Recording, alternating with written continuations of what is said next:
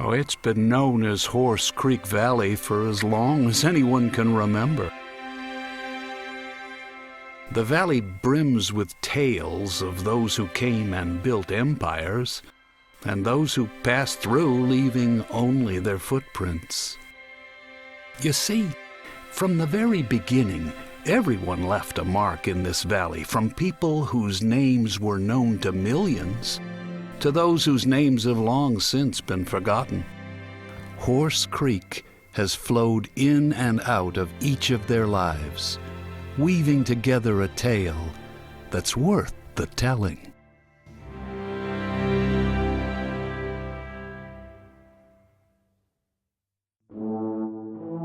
What today is called the Fall Line is the remnant of a 300-million-year-old coastline. Once, ocean waves crested over what would become Aiken County, South Carolina, and lapped upon the shores of what would become Horse Creek Valley. Each new tribe and colony who happened upon this area discovered the resources of this geographic wonder. You know, if you lived right on that fall line there, in other words, where you could no longer, in historic times, take a boat up the river because of the rocks. And of course, that would mean Indians could get across the river pretty easily in times of low water. That made a great congregating place, but also from a locational standpoint, it is sort of situated at a place where 2, 3, maybe 4 major environments are all within a day's walk. And once you leave that little magic intersection of all those environments or micro-environments, then you lose some diversity, either going up into the Piedmont or going down to the coastal plain. The evidence of this environmental nexus can be traced to the Clovis people some 13,000 years ago. They could reach a rich deposit of chert, the perfect material for making tools and weapons, in just a day's walk downriver from their valley. Now, in the area of what we know as Langley Pond today, of course, which is a modern creation by our society, before it was dammed up, it was a good free-flowing stream and would have been quite attractive to early peoples, early hunters and gatherers. We know this because diagnostic stone spears and axes and scrapers and pottery and so forth have been found actually in abundance in the bottom of Langley Pond as they would drain it and so forth. In fact, one good Clovis point has come from Langley Pond, and we've recorded it in the South Carolina Paleo-Indian Point database. Location, location, location, even in prehistory.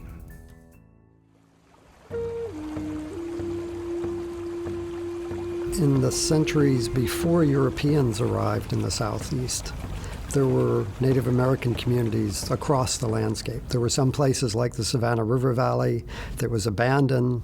There were other places like that across the Southeast where people had lived and then moved away for reasons we don't understand. But pretty much there were people everywhere. Those Native Americans were about to meet a new breed of man, one with unfamiliar ambitions and an intense desire to call this land home. When the European colonists anchored their ships on the coast of South Carolina, they intended to stay. Well, Charleston was settled in 1670, and right away, the colonists at Charleston tried to establish friendly relations with all the Indians in the surrounding area because they were dependent on those people for food, plus they didn't want to be attacked and driven out by local Indian populations, the numbers of which they didn't really know.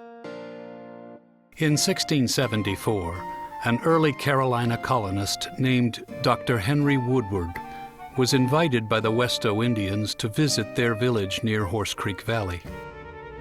Woodward wrote, "The next day I viewed the town, which was built in a confused manner, consisting of many long houses, whose sides and tops were artificially done with bark.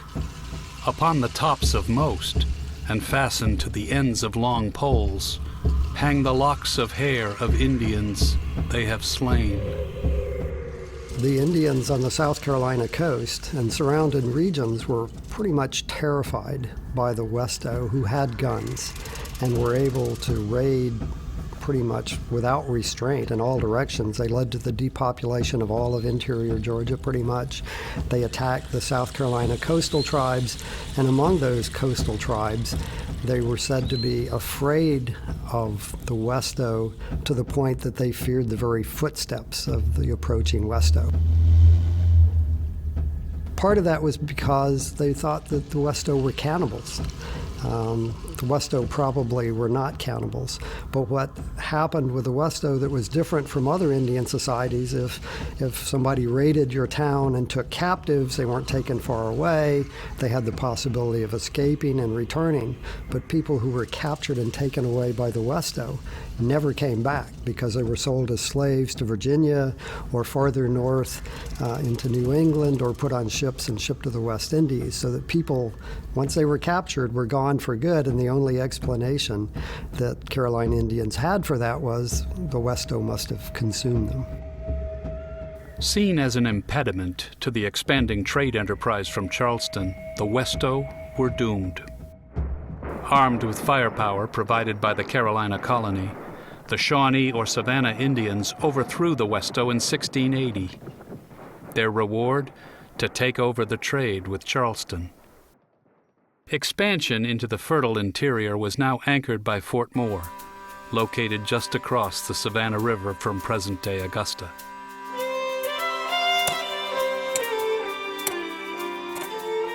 Actually, South Carolina was a great place to go because the land was still good, even if you lived in the interior and couldn't plant rice like the rich people on the coast.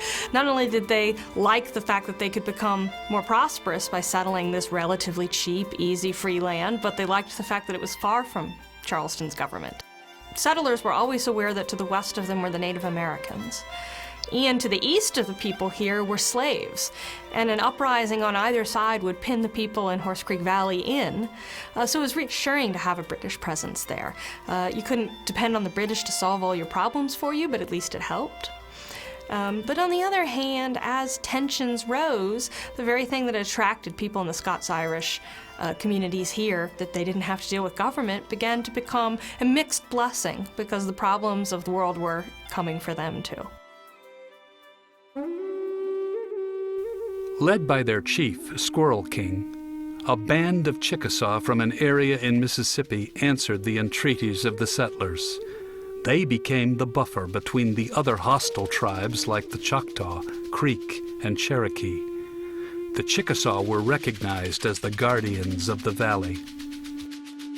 Well, the Chickasaw, after they settled in the Savannah River Valley, got caught up in the same deerskin trade and Indian slave trade that their predecessors had been involved in, though they arrived right at the end of both of those. So there were fewer and fewer Indian slaves being taken because of the decimation of the Indian population in the nearby regions, and also because deerskins were falling out of favor in clothing styles in Europe.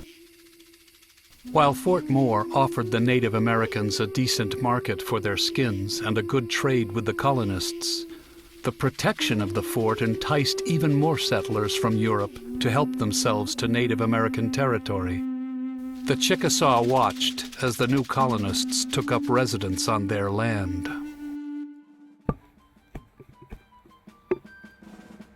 The British had helped provoke the American Revolution in part by drawing a line in the sand, not too far west from here, and saying, colonists, settlers, you can't go any farther west because that's Native American territory, and we're going to protect it for the Native Americans. And that infuriated a lot of colonists and helped provoke the war. But from Native Americans, that made the British a better bet, and a lot of the Native American groups in this area did ally with the British. The British had a solution. They granted the Chickasaw a 21,000-acre reserve along Horse Creek in 1739. But even that didn't give them any protection because there was nobody really to enforce the boundaries. There were people moving in right away. Actually, there were probably already settlers living on that land when it was granted to the Chickasaw, and there was no way for the Chickasaw to remove them.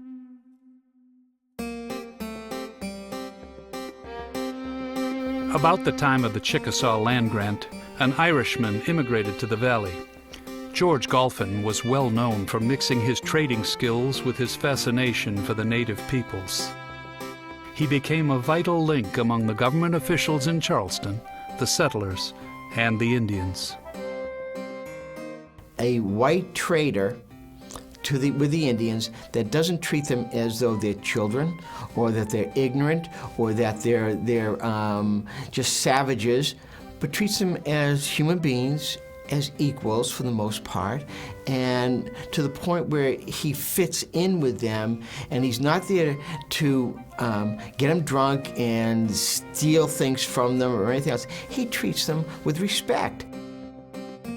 Galphin married the daughter of a Creek chief, and they had several children he named as beneficiaries in his will.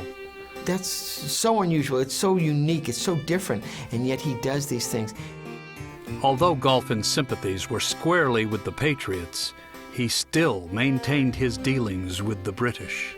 When the British seize his post and they control it, that Light Horse Harry Lee actually raids the trading post and captures, the supplies from the British.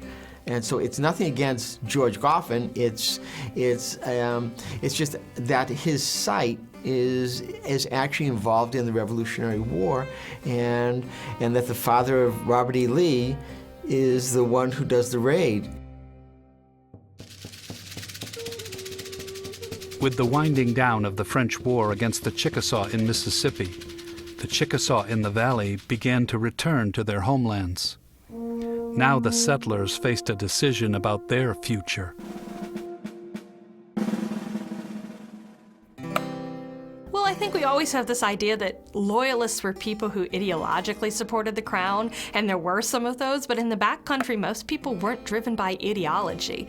And a lot of people tried to avoid the question, who am I for as long as possible. That was a way to lose your land. That was a way to get involved in problems that a lot of ordinary people didn't want to worry about. But when the war came to their doorstep, when the first militia stole their cow, when the battle came to them, when a militia told them that if they didn't cooperate, they were going to have their crops and their houses burned down, then people had to choose a side, and staying out of it wasn't possible. But they didn't necessarily choose for ideological reasons. Communities tended to stick together, so if the local planter decided to be a loyalist and he was a community leader, then those people probably followed him. And if he decided to be a patriot, they followed him into the patriot cause. In many cases, they saw themselves as also protecting their own communities. Just as the colonists were adjusting to their newfound independence, more people pushed their way into Horse Creek Valley. Also came the planters, who gobbled up large expanses of land on which to raise cotton. It is self-evident that most of the slaves that were in South Carolina in particular were used in the field. This is a state that had found most of its income, if you will, was with landholders who had large plantations who would then have slaves to do all the agricultural work.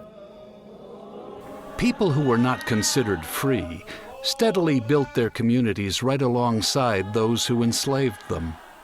They tried as best they could to create a place for themselves within a system that regarded them only as property.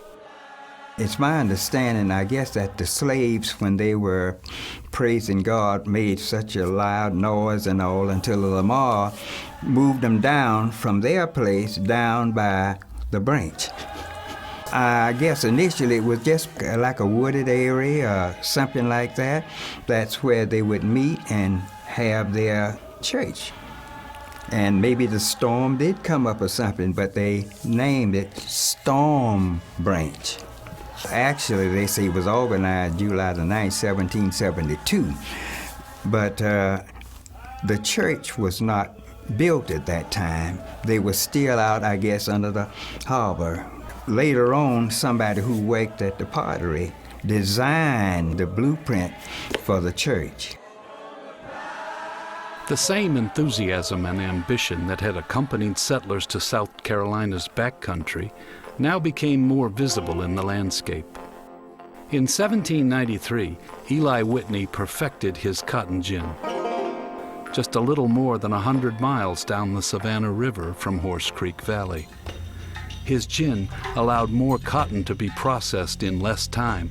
For planters who held land in the valley, like the Lamars and the Hammonds, this innovation meant that great wealth was just about to arrive.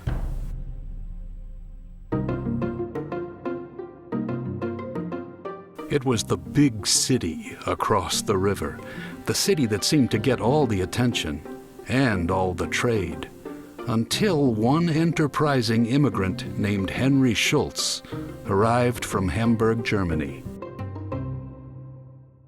In Augusta, Georgia in 1806, the first thing an immigrant does is push a pole boat up and down the Savannah River. And what these pole boats were doing was picking up local produce, carrying it down to Savannah, then getting manufactured items such as cigars, iron tools, cloth, paper, toting it back up the river to Augusta in a constant shuttle back and forth.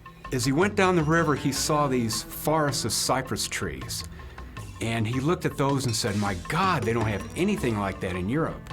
And he'd heard that these trees were imperishable. They literally last forever. And he thought, why can't we use this majestic timber to build a bridge, which is what Augusta really needs right now to make that city fly. Schultz was possessed by an idea that would serve to drive him for the rest of his life: the joining of the valley in South Carolina to the commercial seaports in Savannah and Charleston. At the time, it was just a howling wilderness. There was nothing over there. But there were farmers on the other side. And the farmers were desperate to bring their cotton and their produce over to Augusta so they could put onto a steamboat, carried down the river to Savannah, and sold for cash money. They must have talked to a ton of people in order to work up the many tens of thousands of dollars that it took to do the job. And in a matter of a year, the bridge was done and it was collecting tolls. Schultz was proud of his accomplishment. So proud, in fact, that he could see even more opportunities on the horizon for himself and his magnificent bridge. Schultz said, "My bridge is better than gold. It's a solid item that's not going anywhere. It returns its value every 5 years. Gold doesn't remotely do that. So this is better, and I'm going to found a bank on the strongest of all possible assets, my bridge."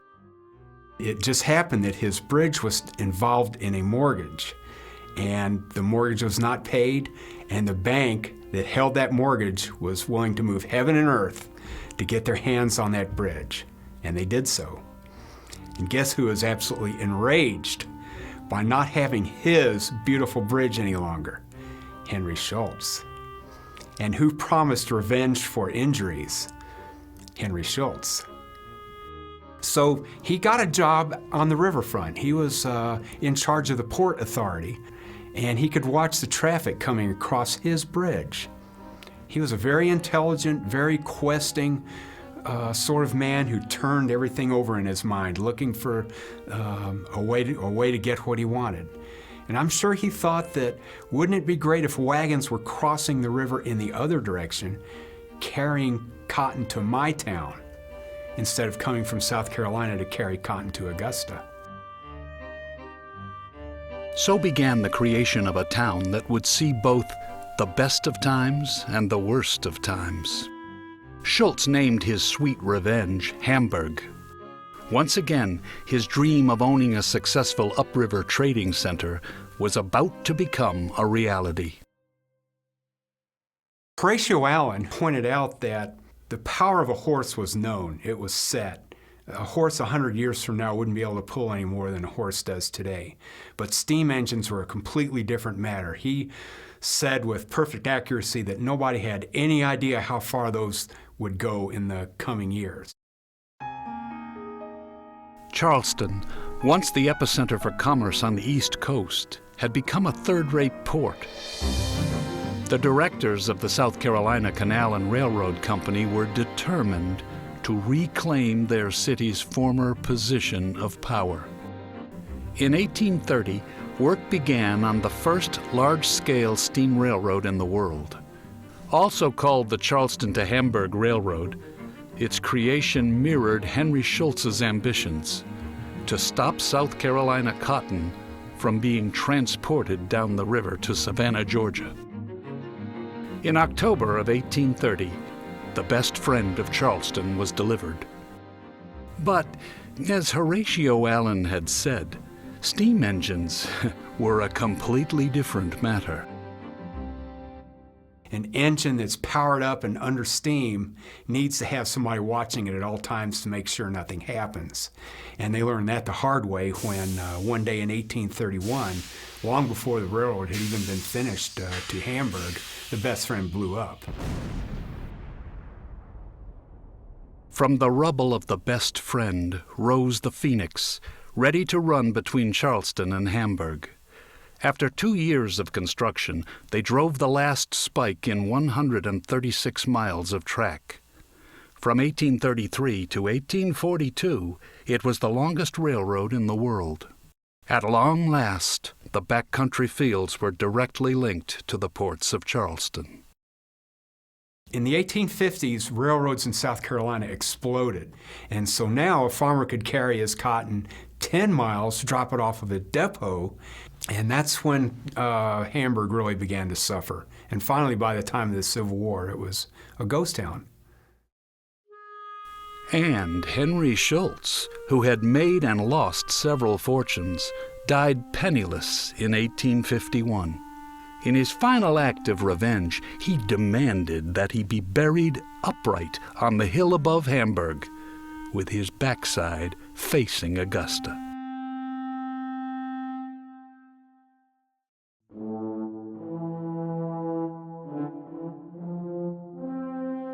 The very earth of the valley is singular and unique. Its place in world history is nothing short of extraordinary.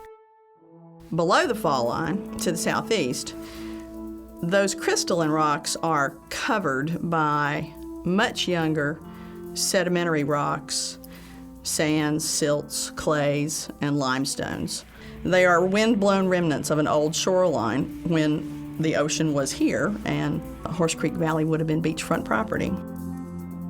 Well, one of the best-known archaeological sites in the whole eastern United States is Stallings Island, which is just above Augusta, North Augusta, in the Savannah River on an island. What makes it important in the prehistory of this part of the world is the pottery that was being made there is called fiber-tempered pottery, or Stallings pottery. But the pottery that these people were making has produced the oldest dates for pottery in all of North America, around 4,500 years ago. The Stallings people roamed Horse Creek Valley as well, where shards of their pottery are often found. I find it fascinating that the geologic resources of this area have been studied for more than 150 years by some very famous people. Dispatched by Governor Hammond in 1844, Michael Toomey, the state's first official geologist, mapped Horse Creek Valley. He wrote, "The Aiken area affords one of the most remarkable exposures of clay in the United States." The areas where all the Edgefield potteries were located, to some 25 or so of them, were on Horse Creek in the upper part of Horse Creek, where you have a different type of clay start to appear, and that's the clay that's needed to produce stoneware. These materials were found in the banks along Horse Creek. Back in the days of the Edgefield potteries, they had no way to remove overburden, so they typically set potteries up around creeks where the water had done the job for them and had eroded and washed away, and they could start digging into the banks. It was easier to get to.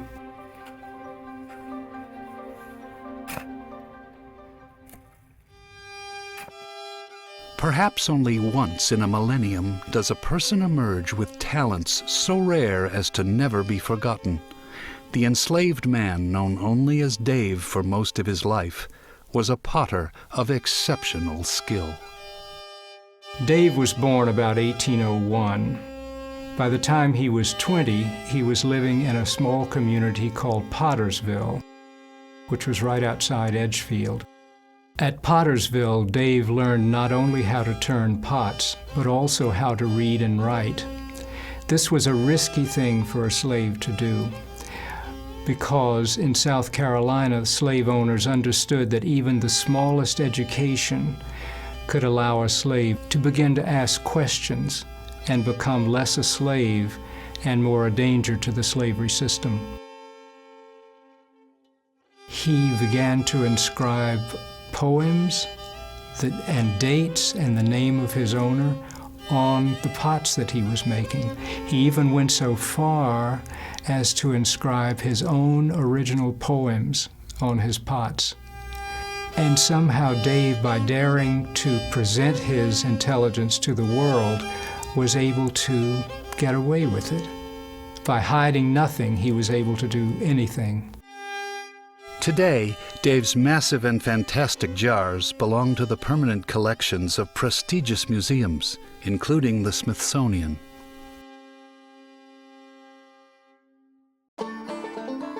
The clay Dave and the other early potters dug was ideal for their vessels, but the valley held another prized resource. In the early 1800s, a type of clay was discovered here, white as cotton and just as valuable: kaolin. So, across the river from the big city, economic expansion was fueled by the land once again. The resources just below its surface were giving American industry a foothold in the South. Colonel Thomas Davies Pottery was located in Bath. Actually, it was located in a hill above Bath and next to the town of Kaolin, which no longer exists. Colonel Thomas Davies made fire brick mainly at this plant. He also made crucibles and other things that were needed by Confederate industries. The workforce at the Davies Pottery included slaves from the last documented slave ship to evade naval blockades. The Wanderer, which had been fraudulently obtained from the New York Yacht Club, made national news when it was discovered that she had returned from the African Congo with more than 400 captives packed below decks, defying a federal ban on the importation of slaves. 170 of them were delivered to a steamboat woodyard at Sandbar Ferry. Undoubtedly, Davies had some of these wanderer slaves, as proven by records that exist. One of the single most important items that they possessed, it's called a bieri, and it's a bark basket, a woven bark basket, and on top is a crude face or head.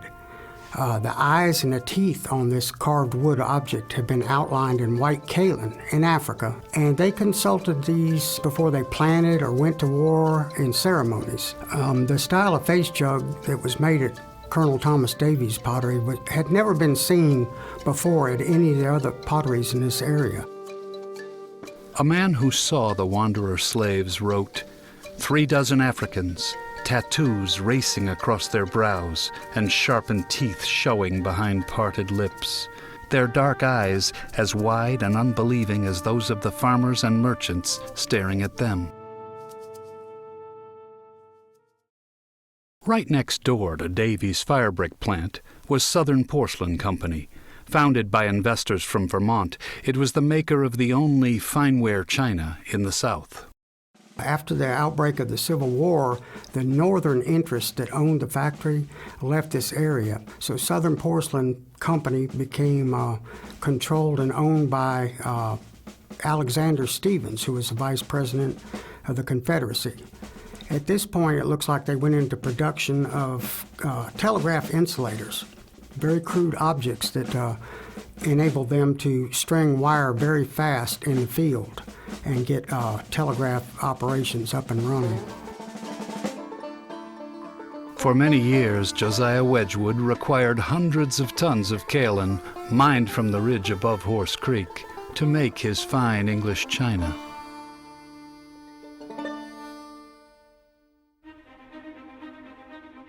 In the mid-19th century, South Carolina was a society focused on cotton, the growing of it, the selling of it, and the entire culture surrounding it. But heavy tariffs, passed by Congress in 1828 on the cotton trade, initiated an idea in Horse Creek Valley that would transform its character and its appearance forever. Why, planters asked, can't we keep our cotton here and manufacture our own cloth? One man rose to that challenge, finally succeeding where so many others who had tried had failed. William Gregg is a man who was born in Virginia, comes down to Columbia, learns as an apprentice how to be a silversmith, then goes on to Charleston. And in Charleston in the 1840s, here's a man who is saying that South Carolina cannot remain an agrarian state. Gentlemen planters with financial interests in and around Horse Creek Valley were fascinated with the notion of owning a textile mill. They recognized that the skill of weaving, practiced for centuries by artisans, could be industrialized, providing great profits for investors like themselves. Two famous political figures in South Carolina during this time, George McDuffie and James Henry Hammond, play into this story. McDuffie was a leading spokesman for the nullification movement in South Carolina, which is going to come to its climax in the early 1830s when South Carolina almost goes to war against the United States. Their first venture was the wooden Vaucluse mill, but the owners quickly learned just how easy it was for an employee to express discontent when it was burned to the ground in 1831. So it's a sort of a repetitive story of people with interest in making money, I suppose, but not the willingness to put the time and effort into operating it, and perhaps just not enough knowledge. I mean, these were men whose understanding of economics was basically you buy land, you plant crops, you buy slaves, you harvest, you sell. And that was one thing that Gregg had that these other men did not have. He had the interest and the willingness to actually move to that area, to live there, and to be involved in the day-to-day management of the Vaucluse mill. Gregg was a businessman with a clear vision of Horse Creek Valley as the textile manufacturing center of the South. William Gregg recognized not only the importance of the flowing water through Horse Creek Valley, but also the potential energy that could be captured from the falls. But William Gregg says, I don't know that much about textile mills and how they're run profitably, so I'm going to go to where they do know how to do it well.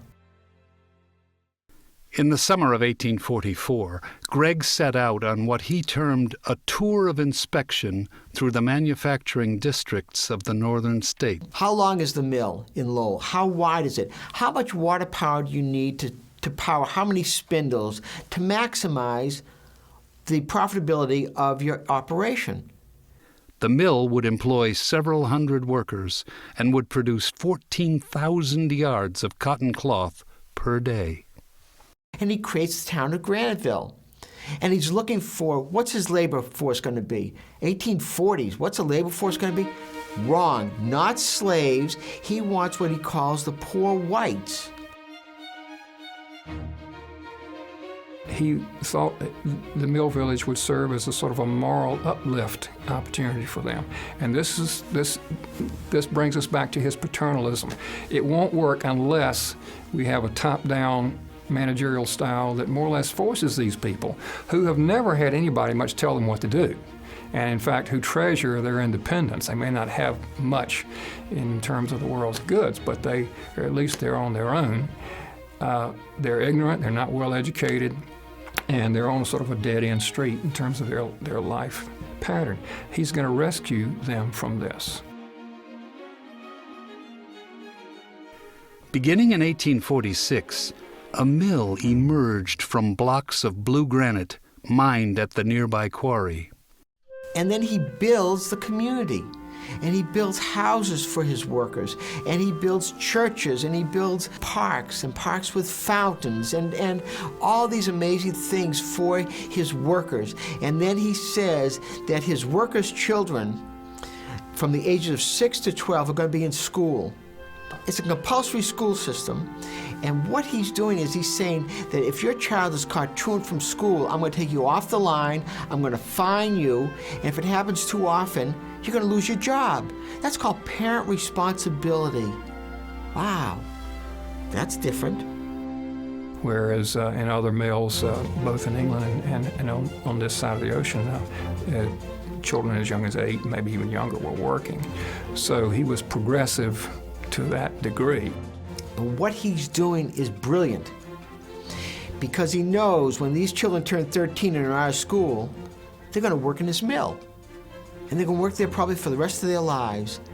And if they know how to read and write and add and subtract before they even come into his mill, they're going to be able to read instructions, they're going to be able to count stitches, they're going to have a safer mill, and he's going to have better production. By the fall of 1849, more than 300 mill workers were employed at Graniteville, and the town's population topped 900.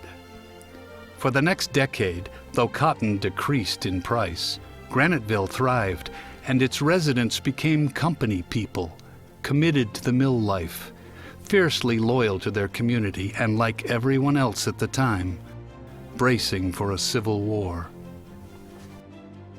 William Gregg, he is not for the war. He is not for secession, like a Robert E. Lee, like a Alexander Hamilton Stevens, like a lot of people that it's still their state that they live in, that they come from, is important to them. One of the cloths the Graniteville mill produced was of a coarse weave commissioned by the Confederate States of America for their army uniforms. At the same time, the Bath paper mill, which had been built before the war, was called upon to produce the paper for Confederate currency. On April 3rd, 1863, there's a fire in the Bath paper mill, and the place burns.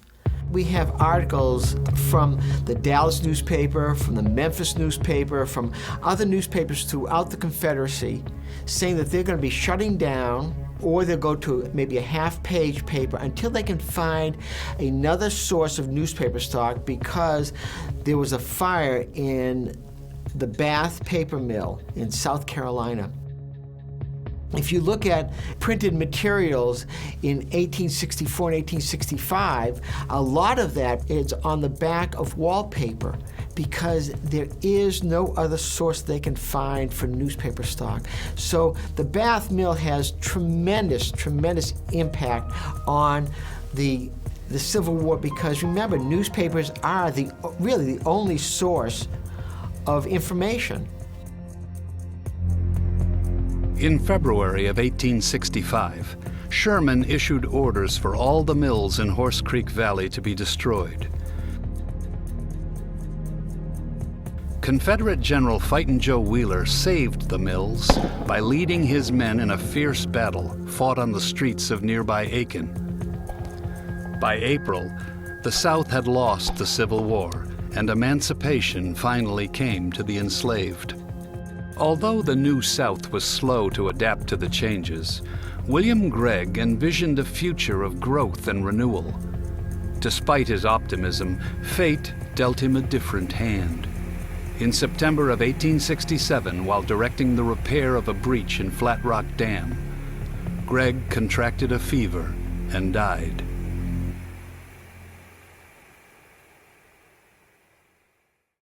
The end of the 19th century witnessed the creation of new mills throughout the valley.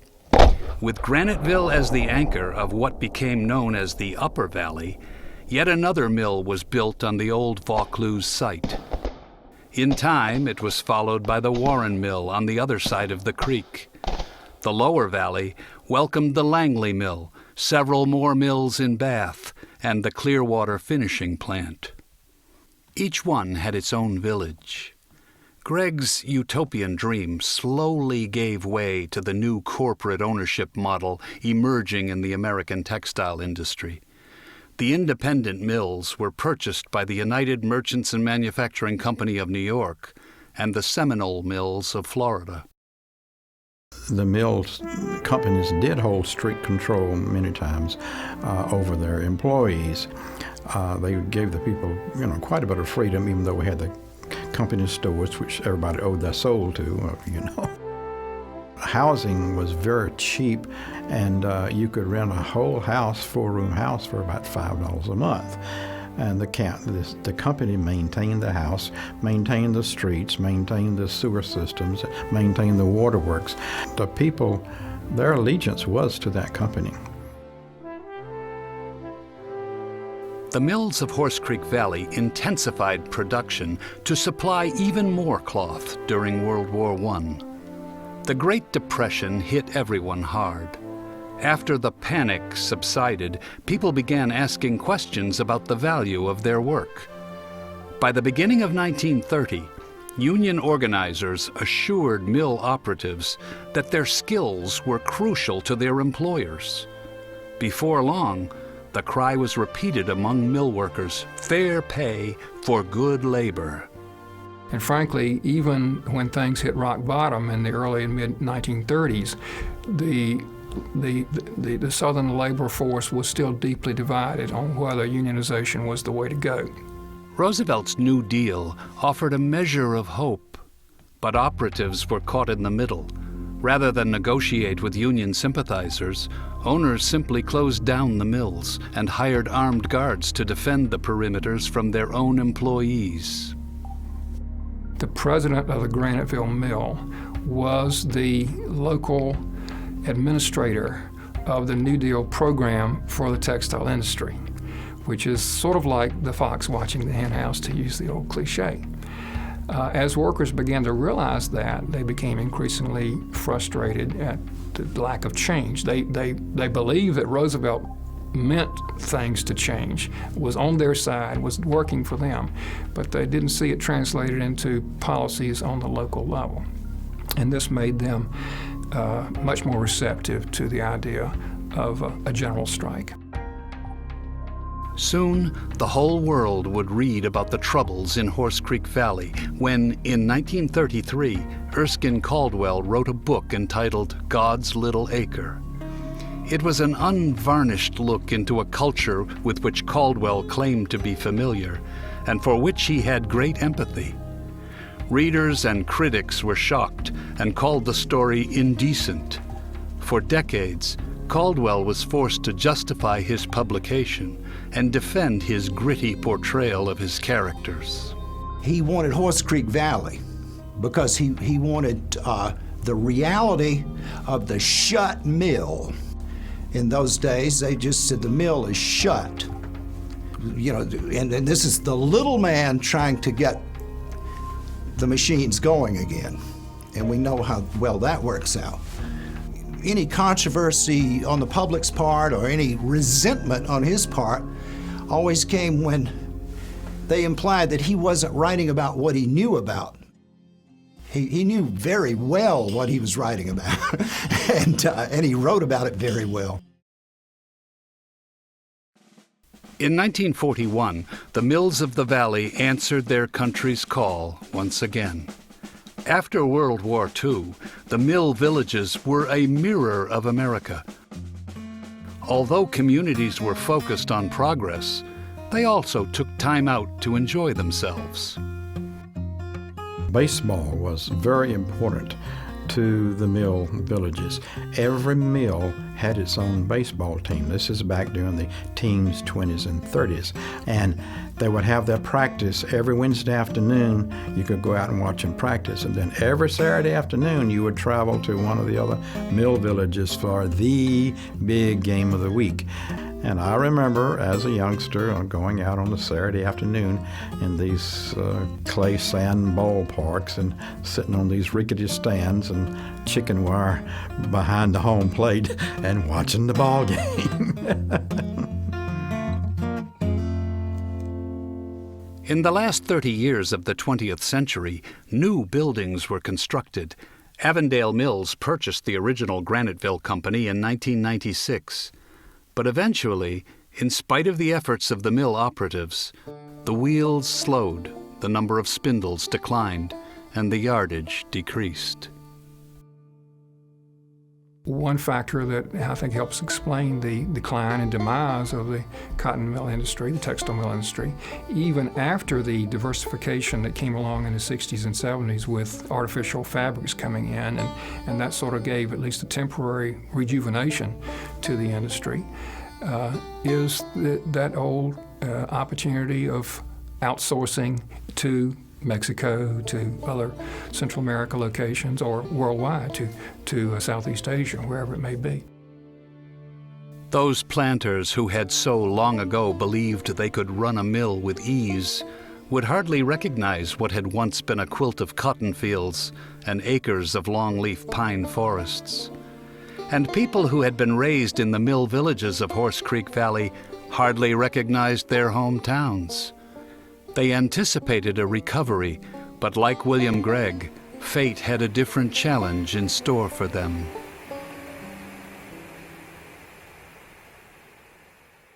At the same time the epic story of the mills was playing itself out by the waters of Horse Creek, a few miles away the remnants of Henry Schultz's sleeping town of Hamburg were reclaimed by an entrepreneur, James U. Jackson. Like Schultz, Jackson also built a bridge. In 1891, he spanned the Savannah River to connect South Carolina to Georgia. But he wasn't aiming to compete with Augusta as Schultz had.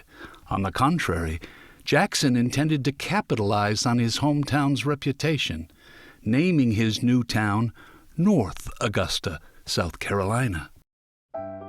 By the turn of the century, his Hampton Terrace Hotel was the largest wooden structure in the world and a luxurious winter destination for America's most influential businessmen and celebrities. Jackson adopted a transportation system that made it easy for his guests to travel from the Augusta train station to his hotel across the river. The trolley served two popular resort towns on either end of Horse Creek Valley, North Augusta on the one end and Aiken on the other. That you had on either end of this mill valley, you had some of the most powerful people in the United States, let alone the world, that came here for the winter months. Bing Crosby came down here to play golf. Fred Astaire came down here and spent many of his winters down here. Will Rogers came down here, wanted to learn how to play polo. John D. Rockefeller, Henry Ford, these are people that shaped American history. They came to this Horse Creek Valley area. Just like the rest of the South, the area remained caught in the grip of segregation. But for a while, music built another kind of bridge in the valley. Palmetto Park and Pond, I find, is a wonderful, wonderful story. Two guys get together and say, and we're going to promote this area. They build a pavilion that can seat 1,000 people. They have a barbecue area, and they also have a pond. Starting on May 12th, 1932, you have the finest jazz musicians in the world, international stars, that are coming to North Augusta, South Carolina. It's part of what's called the Chitlin Circuit. You have Dizzy Gillespie, Louis Armstrong, Ella Fitzgerald, Earl Father Hines, Cab Calloway and the Cotton Club Orchestra, Alan Simpkins from the town of Hamburg. It's very interesting that it should happen, and it did happen in Aiken County.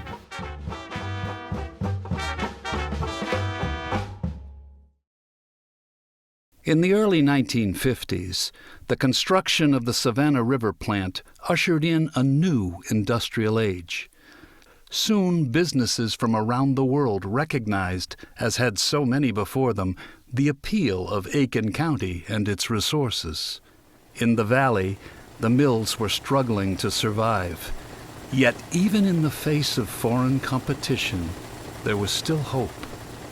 Always, there was hope. I raised 3 children in Graniteville, and it was a homey community, quiet, peaceful. You could hear the trains in the distance and the steam off the mills on occasions, but it was still just a peaceful place to be. And I thought it would be a great place for my children. And after they grew up and I remarried, I wanted to go back to that nice, quiet, peaceful town. 911, what's your emergency? I think there's been a train wreck.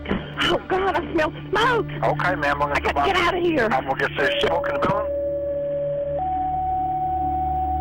Very early in the morning, we received a page, train derailment downtown Graniteville, possible fatalities. 911, where's your emergency? Something's wrong with the train.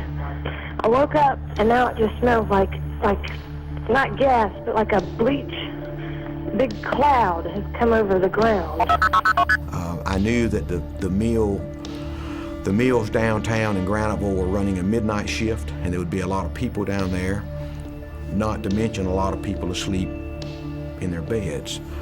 911. Hey, that's chlorine. It's chlorine? Yes, ma'am, we got a bag. Where are you at? I'm in Rocktown. Okay, And when we opened our bedroom door to go out into the living area, it was like somebody threw something at our face because our eyes started tearing up and our throats started closing up. Two Norfolk Southern freight trains collided head-on on a railroad track running parallel to Hickman Street. When we left, there was a green fog out in the alleyway, and I knew that I had to get out of there. And you got to remember, these were 3 90-ton tank cars with chlorine, and one of them had a hole in it and released the majority of that.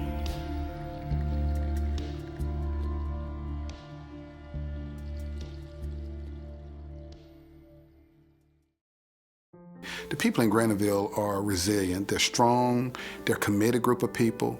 They've worked every single day. They take care of their families. They love God. They take care of their community and their neighbor. Because they had done it so often throughout their history, the people of Horse Creek Valley knew how to mend broken things. Just a few years before the train derailment, they'd worked together as a community to transform Langley Pond from a toxic waterway into something quite extraordinary.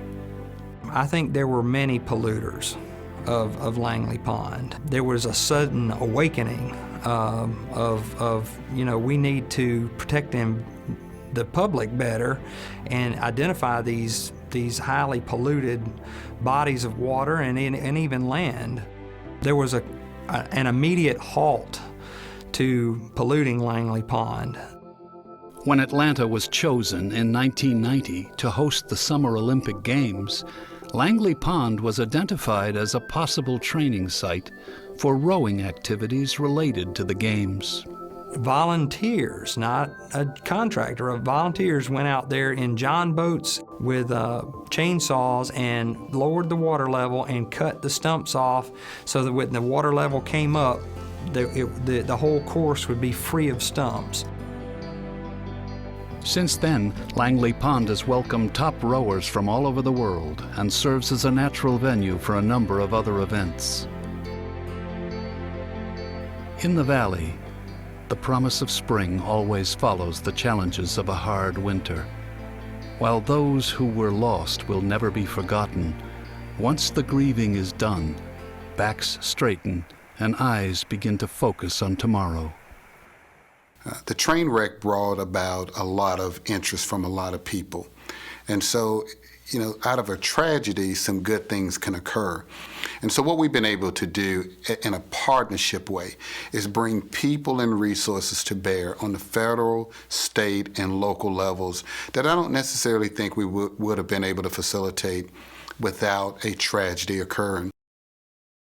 The structures that once resonated with the constant clicking of looms and the endless rattle of spindles sit in silence like sleeping giants. More than 1.5 million square feet of former manufacturing space, waiting for a new life. It had survived for 150 plus years, but what are we going to do for the next 150 years? And now is the time that we can be able to do that. And I'm probably going to spend the next 15 years trying to make all of this stuff happen in conjunction with everybody else, so it's exciting.